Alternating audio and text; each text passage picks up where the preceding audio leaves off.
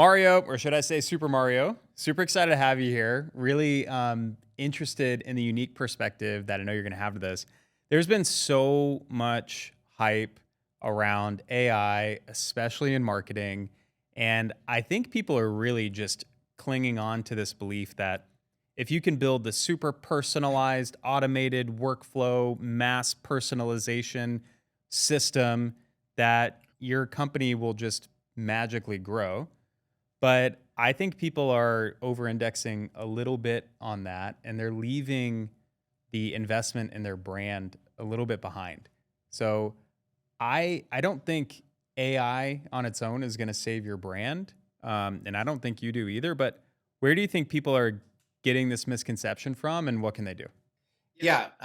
Well, first and foremost, you can't go anywhere without people talking about AI. And I do believe, like most people say, that the most successful marketers will adopt AI. But to get to the root of your question, the way that I think about this is it's separating the components of marketing and go to market more broadly between what is a commodity versus what is truly your secret sauce. And when you think about how quickly you can produce assets or how you can scale sending out messaging or the channels that you operate or the way you flow your leads, there's a ton of opportunity for AI to optimize and make that process faster.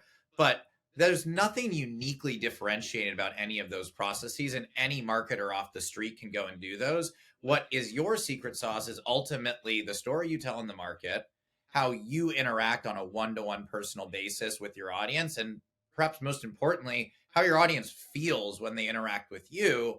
And while I'm sure AI is going to continue to advance, I haven't really seen a success case of AI being the vector that changes an audience's perception about you or your brand.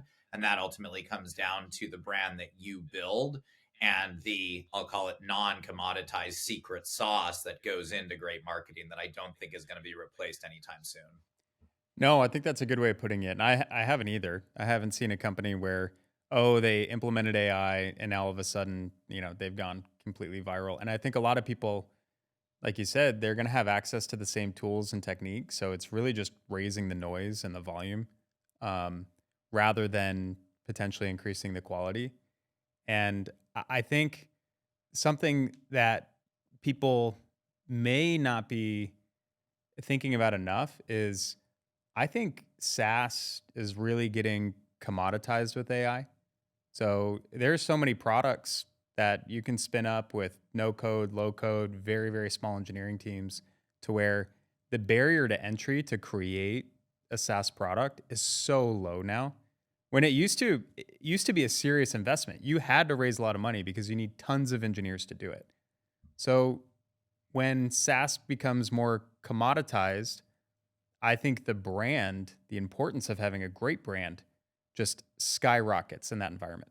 I mean, easy answer, but I couldn't agree more. You can, and this is a good thing for what it's worth. That you can go, you can follow the top 10 marketing leaders on LinkedIn. You can read a book about marketing, and within a few short months, you can probably know as much or more than I do about how to build a website, how to route leads, how to optimize individual channels, how to create assets for each individual piece of distribution or each individual channel. And ultimately, it is because a lot of those pieces are commoditized. The way that I like to describe this to people is that I don't really know any secret marketing tactics or secret marketing channels, because if you compare the things that I do and my teams do, it's candidly very similar to what you would get if you interviewed the CMO of 10 other SaaS companies. And when you look at those 10 companies, I've never seen anyone say, "Oh wow, that company, like,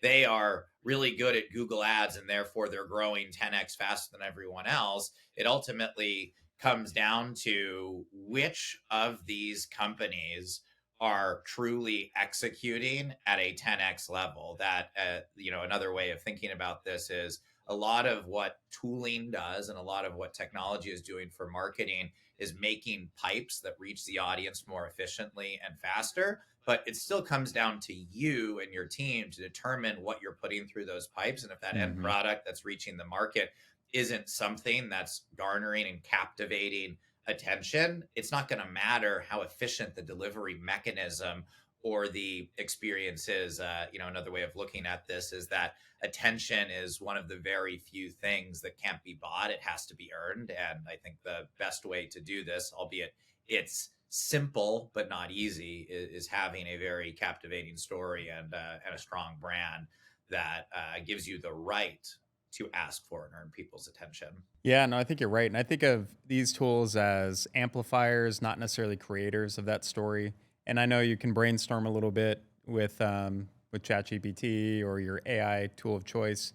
But I think the best stories come from real, authentic needs, and then being able to communicate those needs in a human way. There's something that you still need that human touch to make sure that it's relevant and timely for the people you're trying to get in front of too.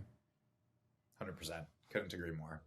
So I think a lot of brand and storytelling with your business, I think a lot of it, I hate to put it this way because I wish there was just like a formula for everything, but I do think there is an aspect of taste and an aspect of having an eye for aesthetic for what you're putting out into the market. At the same time, I'm curious, when you're in a new company, you're starting a new journey, do you have any frameworks that you like to apply that help you get there and then layer in some level of intuition? What does that look like for you when you're creating a new brand or telling a new story for the first time? Yeah, I'd love to just be known as a creative genius, but the candid answer is I'm not. That there's a lot of people with better taste, better design skills, can make a lot cooler stuff than I can. So to really answer your question of like how do you get there, it starts with just a couple simple questions. Maybe I have a somewhat unique experience of having entered several different growth stage startups at a point in time where they really were looking to put their foot on the gas and really accelerate growth. And the first question I asked them is, "Hey, how do we feel about the way that we brand ourselves and we interact with the market today?" And the answer, at least from the very beginning, has almost always been, it's okay at best. It's not what I aspire to be. It's not something that gets me excited to go out and share with my friends, with my family. And if that's the internal sentiment from the people that have more vested and financial interest in the success of the company than anyone else in the world, you can only imagine what the average Joe out there that they're trying to sell to is going to think about the brand. And so, when you think about the outcome that you want as a growth stage startup, you want to see outsized returns and much faster growth than all of your peers. You have to be willing to invest in a way that yields that. Like, what company in the world is going to think that they can grow 10x faster and more efficiently than every other company out there when the way that they're operating and the way that they're presenting themselves to the market is looking just like every other company out there? And so the first question is just getting that internal alignment on, hey, if we want these 10x results, if we want outsized results compared to the rest of the market, we've got to be willing to operate in a way that is different than the rest of the market. So that's kind of been the very first starting point for a lot of the projects that I've had the opportunity to work on. I almost said lead, but ultimately this isn't a marketing process. It is a company process. And then the second question that helps you really get to how you actually execute on it, what you say, how you present yourselves visually, is ultimately, what do you really want to be known for in market? And what I've found at least a few companies where I've led this transition has been that the way that the founders and the executive teams within these companies describe what they do and the value that it drives to customers is very different from what you're hearing in the market at present day, and even Hmm. what you would pick up just engaging with their website or their content or interacting with their field level sales teams. And so you have this dissonance, and that's ultimately the job of a great brand or a great marketing leader to solve for. And once you can get that really tight internal alignment on, hey, this is our secret sauce as a company, this is what makes us better than anything else out there, this is how we want our customers and our prospects and our market to perceive us, you start to get a much clearer blueprint for this is what we need to achieve. And then from there, while again, it's one of those cases where it's simple, not easy, your task as a brand leader or a group of people to do this is to find a way, both through positioning and through visuals, to create that perception that the founding leadership team has for the company and market. And I think in the cases where I've been able to, before we put pen to paper on anything that the external world sees, have unbelievably clear and crisp internal documentation on this is the end outcome that we want, that's what makes it a lot clearer, I'll say. Again, it's not easy, but it's a lot clearer when you're having a discussion around, hey, do we choose this visual style or that visual style? Do we use this type of language versus that type of language? If it's just arbitrary, it's your choice versus my choice versus other person's choice versus the board's choice. But when it's, hey, we're charging towards people feeling a certain way about our brand or knowing a certain thing about us, we can base those decisions in some sort of objective reality. So the greatest brand projects have all started with like a very simple one-page Google document of, this is who we are, this is how we want to be perceived in the market, and this is what we want people to know about us. And I like that you say it's simple but not easy. I think of like diet and exercise. It's really simple. Great example. I can Everyone tell you how to be the fittest person in the world. That doesn't mean that you or I are going to do that. right, right. Everyone knows the formula. Everyone knows how to stay in shape. Like eat less, eat healthier, exercise more. But what do you think, like in that metaphor, there's clear reasons why it's difficult to do that. And, there's reasons why people maybe can't invest in it. What do you think is getting in the way of a lot of companies? Is it the founders? Is it the people? Is it keeping up with presenting things in a modern way? Like, how come people aren't just automatically doing this? I think there's several things that go into it. Let me try to put these in some sort of a logical order. Sure. The first one that comes to mind is trust. And candidly, it is very difficult for, and it's hard for me to even speak on this because I'm not a founder. I'm not the CEO of some company of which is my baby and my like prize joy. But having worked with many people who are in that situation, I can very clearly see that it is candidly really difficult to trust someone like me or a brand agency or a group of people that have only been working on this project for a much shorter period of time than you have as the founder to execute your vision. And candidly, the bar for doing this well is really, really high. And so it's difficult for a new leader to walk into an organization and build up enough credibility and trust to be allowed to lead a transformational project like this. I think that's one of the big reasons why companies are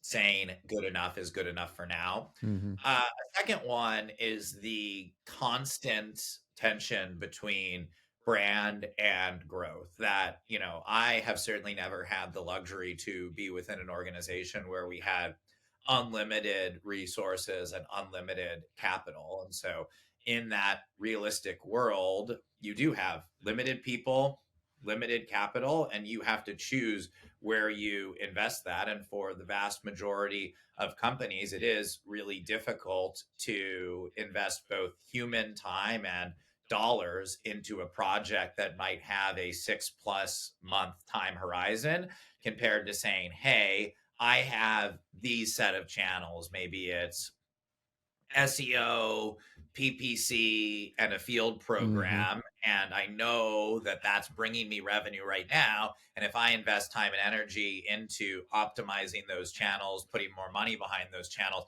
I'm going to see more returns today I think is a big second reason why a lot of companies have this knowing of like, hey, I know we should do this, but I don't know if the time is right. It's a lot easier to invest in something that is as easy as 1 + 1 = 2. It's a lot harder to trust someone like me coming from the outside and saying, trust me, 1 + 1 can equal 3, but we've got to invest. And then I think the third reason, and it's partially aligned with the trust reason, is a lot of people have kind of a bad experience in their mouth. I won't speak to any people specifically, but one of the most painful and challenging things of being a executive in a SaaS company, and especially within go to market, is there are candidly a lot of external groups that will talk a big story of transforming your funnel, driving more leads for you, updating your brand. And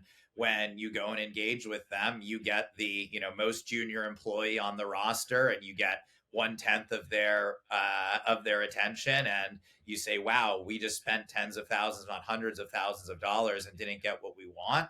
That it's almost one of the best skills to have as a marketing leader is knowing when you want to go to the external market and work with agencies or contractors, which ones you Hmm. can really trust. Because I can say personally, I've been swindled by agencies that have pitched a very, very large game and not deliver. I've heard stories from bunches of companies. I've walked into companies who, prior to hiring a true marketing leader, had been trying to solve some of these problems through external agencies without results. And so, when you put all those things together, it like, we can look at it and say, damn, why is every company not doing this? But then when I kind of take a step back and say, what is the information, what's the data that a CEO or a collective executive leadership team is using to analyze this decision, you can see there's a lot of reasons that say, hey, as much as I want to do this, maybe I don't have as high a degree of confidence that if I do this, it's going to yield the result that I want. The one you just mentioned about agencies and knowing when we run into this. Lean Scale's an agency. We do go to market operations for Series A to pre-IPO SaaS companies. We run into that all the time too. Sometimes we're cleaning up the mess of an agency before. Yep. Um, we have to spend a lot of time building trust. They're like, "Oh, well, I hired this other team. They sucked. I don't want to. I don't hire agencies because they don't work." And it's almost like saying I don't hire employees because I had to fire somebody once. It's like, well, there's a difference. Yeah, you have to. But I do think that's a big part of being a leader internally. And we always say you can't outsource accountability.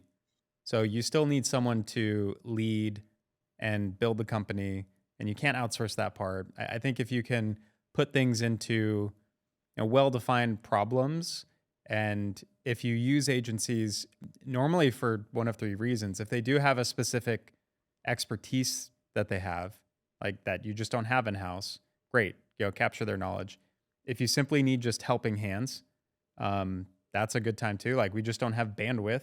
It's going to take us too long to hire people. Or three, sometimes, I don't know if you've had to use agencies this way, but when you're trying to convince a executive or a founder that what you're talking about might be a good strategy, sometimes it helps to have that third party validate. But yeah, I think figuring out that puzzle of who do you need in house, what do you outsource, can be really tough for a leader.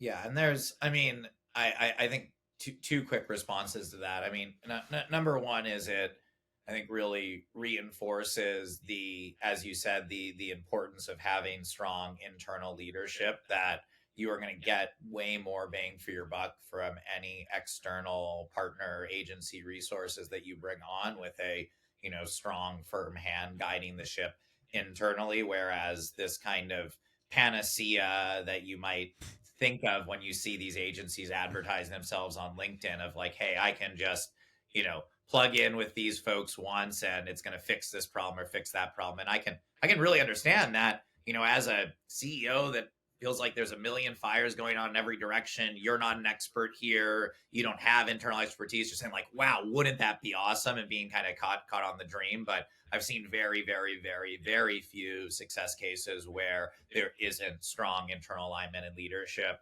that's guiding that agency. And also, candidly, evaluating these different agencies so that they end up picking someone like Lean Scale that they know is going to deliver versus someone who might not.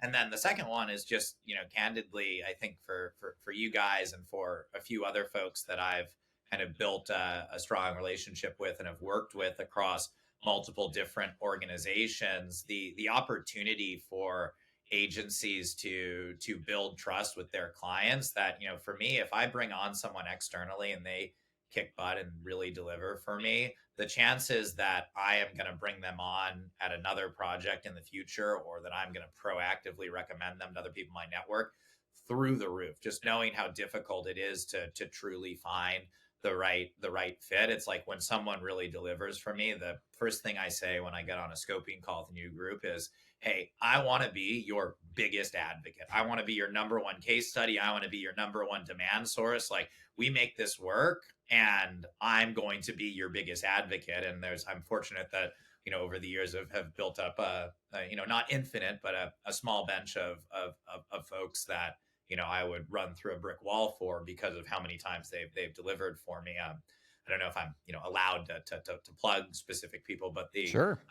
there's been a group that has done several large brand projects with me, and I would stake my entire reputation on them delivering. And it's a case of, you look at every project they've done and they've never failed. So my buddies, Patrick, Aaron, Clay at Studio Freight, they worked with me on Overjet. They worked with me on Store. They worked with me on another project called Orderful. And it takes a lot of trust to bring on an external group that's going to literally mend the raw clay that becomes your brand. And these guys have never failed me and never failed any of their clients that I know. And so it's like one of those few examples where I would be hard pressed to engage in a project like this without picking those guys. And that's kind of the loyalty and the equity you build when you come in and really kick butt for someone as a partner.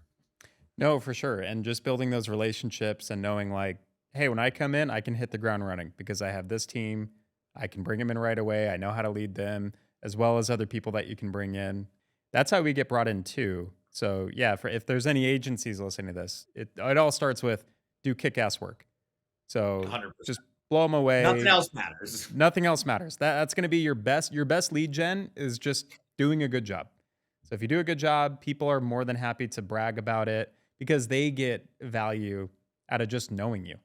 Just making the decision to hire you is positive for them. So I think it's something that a lot of agencies will get caught up in, like, oh, how do we maximize our growth another way, but just doing a good job. In your framework, the second point that you brought up, I had something I wanted to follow on to that. The second point was starting with a very clear internal alignment. Can be as simple as like a one-page Google Doc of, this is our secret sauce. This is how we want people to feel about us. This is what we want people to know about us. And just having that as an artifact that anyone within leadership or anyone that has a stake in the brand process could read and say, I completely agree with. That creates a much more, again, I oscillate on saying objective, because candidly, this is never going to be completely objective, but it gets significantly more objective when you can tie various decisions that you're making that are inherently more subjective to that original strategy document. How do you build the trust to get people aligned on that? Because that seems like a process. Just getting it all on paper, everybody agreeing, shaking hands on it. How do you make that happen? It's a little easier for me now, because I guess part of what people in the SaaS marketing space know me for is leading these successful brand transitions. And so, at least, most recently at Overjet, they actually sought me out specifically to solve this problem. So that's candidly a little bit easier for me. So what might be doing a good job, you mean, is a good way to build exactly trust? like you said, but to answer the question, for someone listening might be saying like, oh, Mario, that's not helpful for me at all. And I would say, yeah, I totally agree. And so here's the more helpful advice here.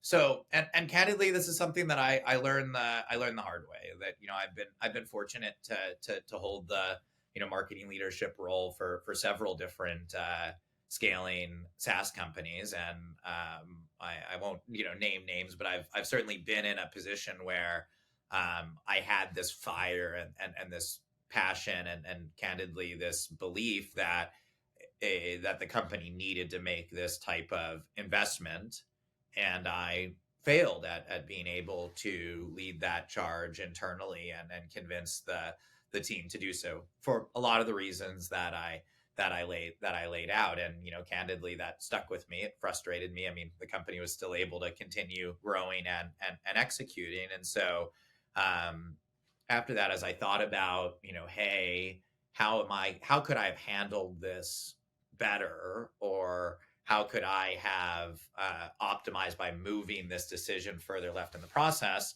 Um, as I kind of found my next opportunity, this was something that we discussed as early in the interview process, and it wasn't a case of like, oh, you either let me rebrand the company or I'm not going to come work here. But as I was talking to the founders of a company where I eventually became the VP of Marketing and led a really successful transition, as we were getting through the interview process and going through the offer stage, one of the things that I said to them was like, hey, guys, I think that I can really kick ass for you, that there's a massive opportunity, but I just want to be super transparent. Like, here's my vision for what I believe I would need and we would need to do collectively to drive the results that I know both of you want. And I outline, hey, we need to make this investment in a brand project. Here's a few needs that I believe that I will need from a team perspective. Here's some needs that I might need to go and outsource to agencies. And, at this point in time in my career, I actually try to be very intentional about not taking opportunities and spelling out up front of like, hey, this is what I bring to the table. If I'm not your guy, and I know very well that I am not every CEO, every leadership team's cup of tea for a CMO, and that's no problem. So I try to put my cards on the table as early as possible and say, hey, if I am your cup of tea and we have alignment, and that day one, this is what I'm coming in and this is how I'm going to attack some of the mutual problems we've agreed upon, then it's a heck of a lot easier to get going. Because the thing you don't want to be, even if this is maybe a first time VP of marketing role for someone, a first time CMO, or still early in their career, it is way, way, way, way, way better to find out whether there's that like CEO CMO fit Hmm. before you jump in, rather than jumping in, getting all excited, getting 3, 4, 5, 6 months into the role and realizing like, oh, wait a minute, I don't feel like I have the purview, the resources, the trust that I need to do my job. And so probably the biggest piece of advice that I give to people who are aspiring to hold roles like the one that I hold now, or kind of moving into that role, is get as much upfront alignment on your style and whoever you're reporting to, whether that's the CEO, a CRO, the rest of the executive team. Get that alignment up front, and it might be a little bit more painful up front, but it'll save you so much pain and also make you so much more successful throughout. So I think that's the probably biggest piece of advice. And then the next one is, this concept of brand can be very subjective and ominous, that it's your job as a brand leader to really tie it to business results. And so the way that I Hmm. frame this for a lot of companies is like, we're here today, you just told me that you aspire to be 10x in X years from now. Let's unpack what it's going to take to get there. And the line I've used probably more times than I can count in my life is that, hey, you're telling me that you want outsized results. Are you prepared to make a outsized investment? That in what world do you think that you can look like, market like, act like, operate like every other company out there, yet magically expect to have outsized results compared to every other company out there? Right. No, I know, and it sounds so obvious, but it's most people expect, I want to I've make a learned it the little bit hard of way. So investment. like I think that no one should feel embarrassed about having frustration here, because this is something I've learned the hard way, and I'm glad that I've had kind of the experience of this not working out, so that I can have had much more productive is not the right word, because I don't want people to believe that to be a successful marketing leader, you have to go lead some brand transformation that you absolutely don't. And just to be clear, your job as a marketing leader is not to come into an organization and rebrand the company. There's tons of companies that have very successful, strong, like brand market fit situations, and they are looking for people who can come in and optimize the heck out of that engine. So I don't want this trope to exist that, hey, a new marketing person comes into the company and inherently they have to go change the brand, change the website. You don't. It's just been for me, I guess I've kind of built up a bit of my reputation on building that motion, and the companies that are attracted to me and the companies that I'm attracted to are the ones that haven't quite solved for that brand market fit problem. But that's certainly not the case for everyone. And there are CMOs that are exponentially more successful than me that have not gone through any of this.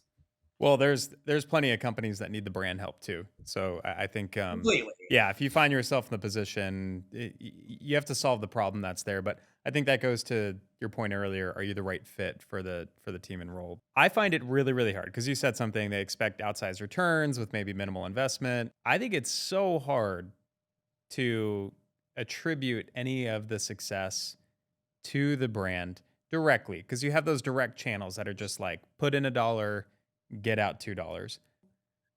To me, maybe at lean scale, as the founder, I just believe in it. I know Yeah. if we're not doing this, we're not going to get the results. I don't necessarily expect a full ROI analysis against it. I just assume it's table stakes. You have to invest heavily in your brand in order to get your company where you want to go. But there is a point where, okay, in terms of the overall budget I have available to spend on marketing, do you Yeah. have a way to index X% to brand versus demand? Do you have some like approach that helps you make that decision of how much of my investment I'm going to put towards brand, how much am I going to put towards demand? And then when I do put it towards brand, how do I show the value? Or does the executive team just need to have a belief and trust that it's working? Yeah, great question. So I'm going to break your question down into actually three buckets because you said brand and demand, Hmm. and I'm going to break it down one more time further because like when we say brand, it can really mean two things. So there's this case of like, hey, I need to revamp my brand and get it into a position where I feel like I have that finely tuned F1 car and then I can go drive it. Hmm. So I'll call that like, a whatever you want to call it, like a brand revamp investment. Yep. Then there's investment in brand marketing, like, hey, I'm going to go and spend money to buy billboards or run TV commercials or run like very, very, very high funnel video advertising without a direct response conversion path, things like that. And then you have like your true demand gen marketing, your PPC, your SEO, your conversion driven paid social, your outbound SDR motion, all of that. And so the initial investment, candidly, and there are ways you can track this, but candidly, in my experience, it is a case of like, if you are the marketing or the brand leader and everyone else on the exec team says, "Oh, I love our brand today," the chances that you are going to have success and the chances that like you even need to make that investment are really low. But most cases, it's the total opposite, where it's a case where I remember a quote from the Stored CEO. He goes like, Mario, I used to be afraid to send our website to people in my network, and now it's like I can't wait to show it off to someone. That, like, if you find yourself in that case where anyone you ask, no one's jumping out of their seats around the excitement that your brand delivers, you've got a pretty good idea that like, hey, you don't have that like finely tuned Formula One car. And so in most cases, like I've been able to measure the impact of that, both through increase in traffic, increase through organic and direct revenue, and increase through conversion rates on our performance channels. But to answer your question directly, it has never been the case that my pitch has been, hey, let's go through this brand process, and I think that we're going to have a 30% increase in our click-through rate on our Facebook ads. That, like, if you don't have that conviction then candidly, I think that you as a marketing leader, you as a brand leader are going to experience a lot more pain than value of trying to push it through. And so either the company and the leadership has a conviction around the importance of brand, or you build that conviction. Otherwise, it's going to be candidly, really, really challenging to have success.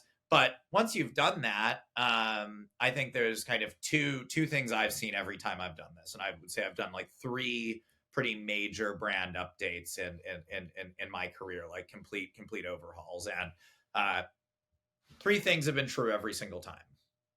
Number one, internal excitement has gone through the roof. I have never seen employees more excited about what they're doing, sharing what we're doing, advocating for what they're doing.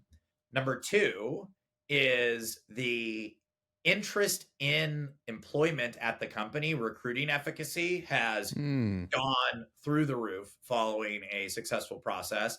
And then number three, all of your core marketing metrics become more efficient. So that's more direct traffic, that's a higher conversion rate across all of your channels, and a higher velocity and close rate within your funnel. And then more broadly than any of those three things, all of which you can actually track, there is just this tangible excitement that if you go through a 6-month brand process and your internal team isn't like jumping out of their freaking chairs when you unveil it, you've done something wrong. And so, that's some of the ways that I've looked at this and tracked this at prior places. And then the last piece I'll add around like, hey, now that you have kind of like that Formula One car and you feel really good about the brand vehicle that your go-to-market engine is driving, how do you determine of the dollars that you have to spend programmatically, where to spend on brand versus where to spend on demand? The answer is different for every company, but it really comes down to a case of, hey, if there is enough demand in the market that you can hit all of your goals and exceed your pipeline goals by running the traditional demand gen lead capture mechanisms, and you are in a position where you're saying, hey, there's so much intent coming in through Google, there's so much potential SEO volume that we can capture through content, the size of audience and the engagement of that audience that I can target through paid social is so large that the only thing that's rate limiting me from more success is more money, then you should be spending nearly all of your money on demand. And that's great. But what ends up happening, whether it's from day one or as a company matures, you reach a point where ultimately you cannot just put more money into your demand engine and see that paid back through your existing efficiency. So the way that I've measured this in the past, super simple stuff, payback CAC and CLV to CAC. And if you're reaching a point where more money into that demand engine is not resulting in more value back, either because you are already capitalizing at maximum from the amount of intent that exists in the market, but you still want to grow faster, the only thing that you can really do is say, hey, unless I am doing something higher up in the funnel to get more Google searches, to get more eyeballs, my demand engine is capped. That's when you start saying, hey, maybe it's time for me to invest in direct mail. Maybe it's time for me to start investing in out of the home. Maybe it's time for me to start investing in more of like a traditional brand campaign without a direct kind of call to action. And that's how I've kind of broken up those dynamics in the past. But like, I know there are people that will come in and say like, oh, marketing's all brand, you should just be doing all this stuff and not tracking any of it and good things will happen. Like, candidly, that's not me. If I have a mechanism where I can deploy dollars against campaigns that are tying back to revenue, I will deploy dollars there until I have no dollars left, or until there's no more dollars to get out of that from revenue. No, I love that a lot. As that LTV to CAC ratio, you start to see it dip down. Maybe that's when you raise the brand investment, and as that goes back up, keep funneling more into demand. I think having a tight understanding of what your numbers and metrics are and having those systems set up can really help that. And I also really like what you said about just the litmus test of if you need to do a brand refresh or not, or total brand redesign. Is the internal team excited about it? Are they getting fired up about it? And I think there's real value there. I mean, the cost of recruiting, the cost of enthusiasm drives more results. So if you have people fired up about where they are, what they're doing, and proud to be at the company that they're working at, I think that's huge.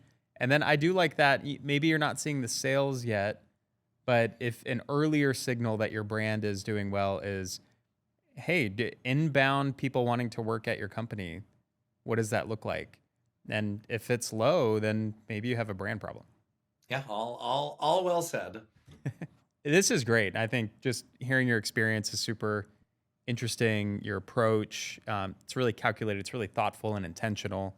How none of us got into this in like a linear, I went to college for XYZ, got into doing this type of work. So I'm always curious, where did Mario like go from coming into Earth and then finding your way like leading top growing SaaS companies and redoing brands and building companies into unicorns? Oh, wow, yeah, not linear.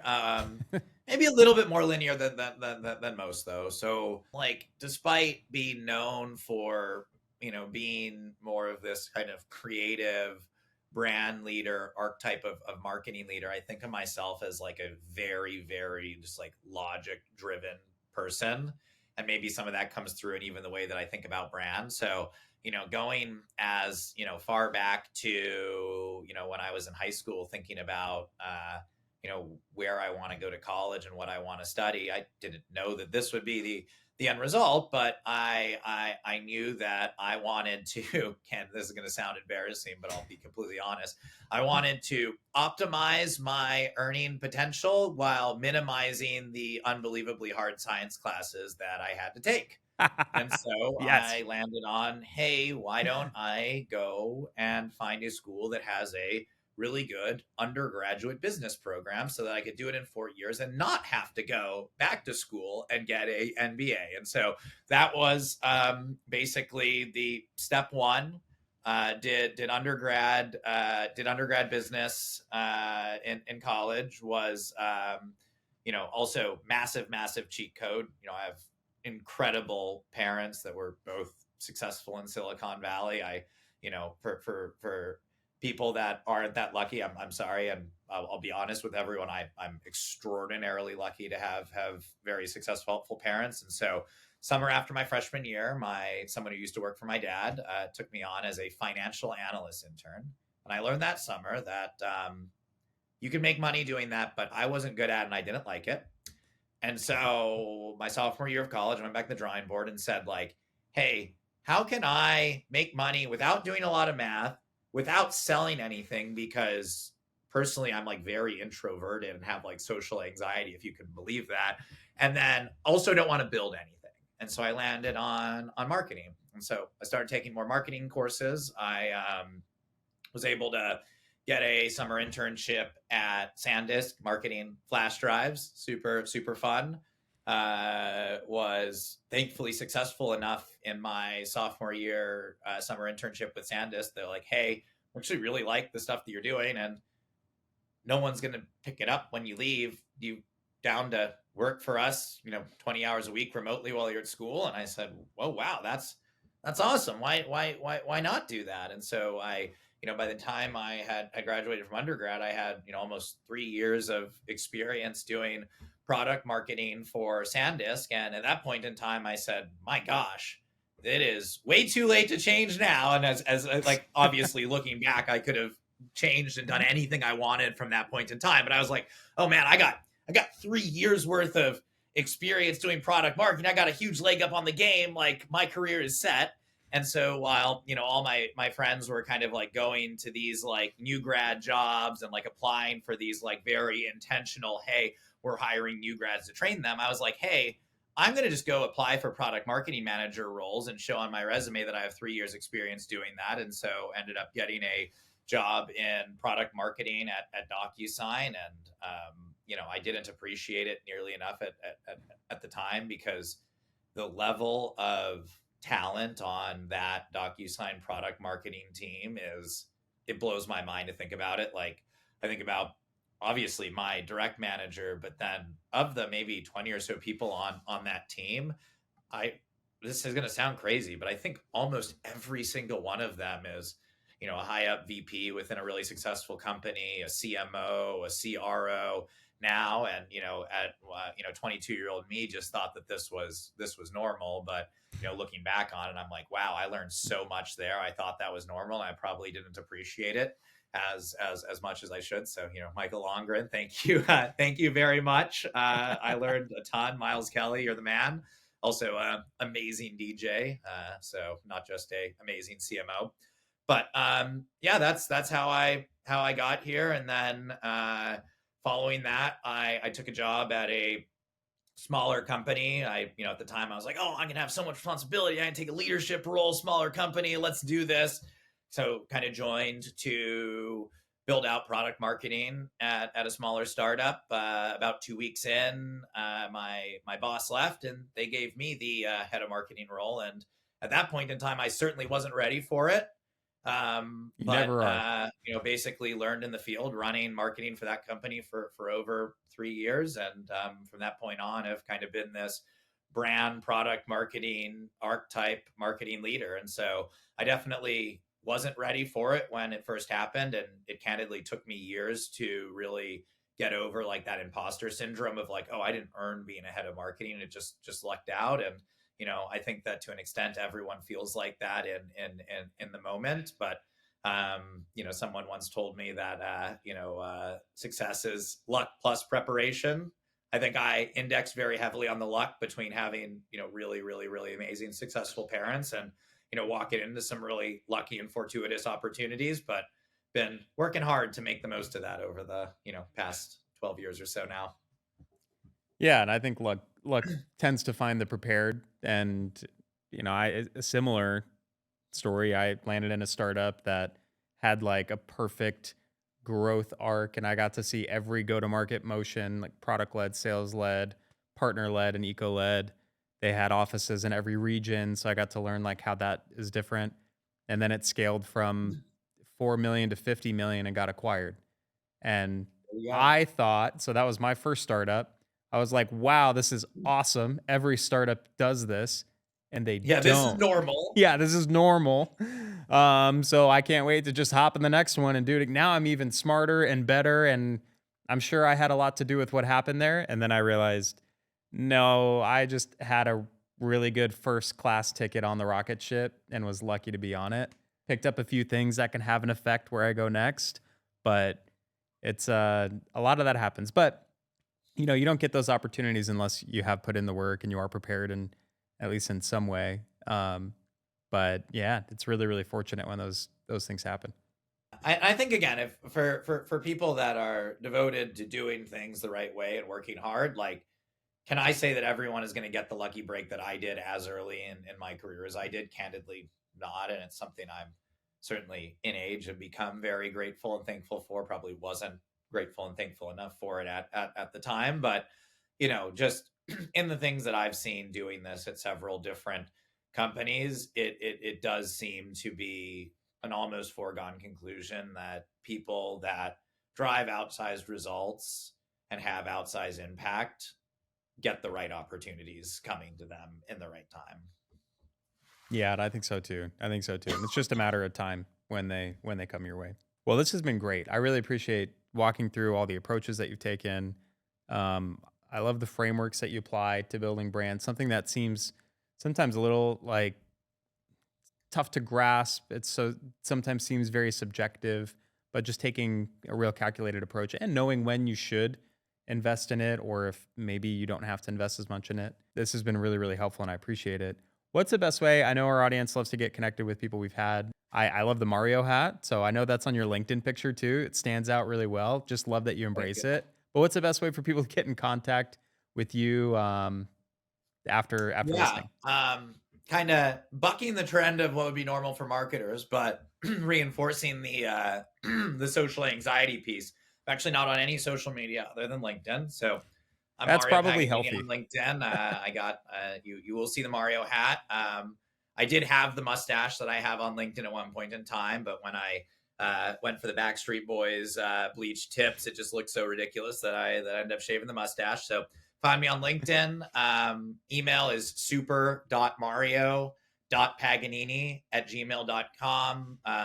Currently, I'm the SVP of Marketing at a really amazing company in the dental space called Overjet, just overjet.com. I encourage you to check us out. One of the brand transformations that I've led. If you told me 3 years ago that I would be working in dental AI, I probably would have said no way, and then I would have said, "What the heck even is dental AI?" And have spent the last 2 years kind of changing, improving on both of those different vectors. So feel free to check us out there as well and see some of the work that myself, my team, and the rest of the company are doing. But yeah, other than that, email and LinkedIn, only place you're going to find me. I love it. Like, pretty sure that's really healthy, not having anything else. So that's great. Well, thank you again. And really excited to follow your career, see what you do next, and really excited for our audience to hear all the insights you've shared. And as things develop, would love to have you back. Amazing. This has been such a just joy to do with you, and also such a great opportunity for me. So thank you. Appreciate you having me on. Absolutely. Thanks, Mario. Right on.